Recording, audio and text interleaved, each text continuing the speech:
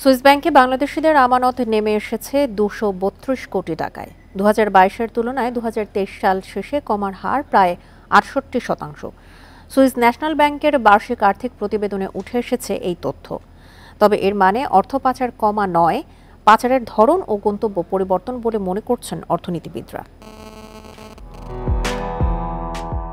ধনীদের গোপন অর্থ রাখার জন্য বিখ্যাত সুইস ব্যাংক রীতিমতো আইন করে গ্রাহকদের নাম পরিচয় গোপন রাখার শর্ত কঠোরভাবে পালন করত তারা।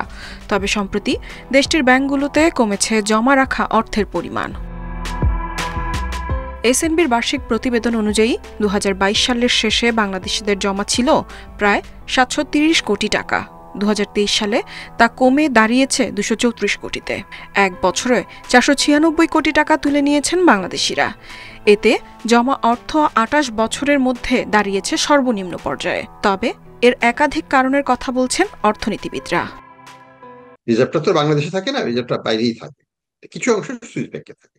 তো সেই টাকাটা কমে থাকতে পারে, কারণ আমাদের তো রিজার্ভ কমে গেছে প্রবাসী, সেটা একটা সাথে সঙ্গতিপূর্ণ। বাংলাদেশের রিজার্ভ কমেছে, বিক্রি হয়েছে রিজার্ভটা, তো বিক্রি হলে কোথা থেকে নিবে? কিছু অংশ হয়তো ফেডারেল রিজার্ভ থেকে নিচ্ছে, কিছু অংশ হয়তো সুইস ব্যাংকের থেকে কমানো হয়েছে। এটা খুবই সম্ভব। পাশাপাশি আমানতের ক্ষেত্রে আগে যে গোপনীয়তা সুইস ব্যাংকগুলো রক্ষা করত, এখন আর তা নেই। সে কারণে দুবাই সহ মধ্যপ্রাচ্য, দক্ষিণ পূর্ব এশিয়া ও পূর্ব ইউরোপের দেশে পাচার ও বিনিয়োগ বাড়ছে। সেভাবে নির্ভরযোগ্য ব্যাংক নয় তারা, কিন্তু সরকারিভাবে তথ্য চাইলে সরকার সেই তথ্য দিয়ে দেয়।